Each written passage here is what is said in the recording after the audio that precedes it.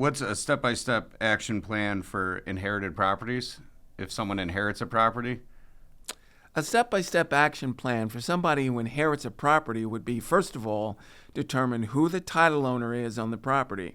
If the only title owner has deceased, then you have to determine how big the estate, and second thing is to determine whether there's a will or a trust or any kind of estate plan documents. If there are, then those documents control what happens to the property if the property is named in those trust documents.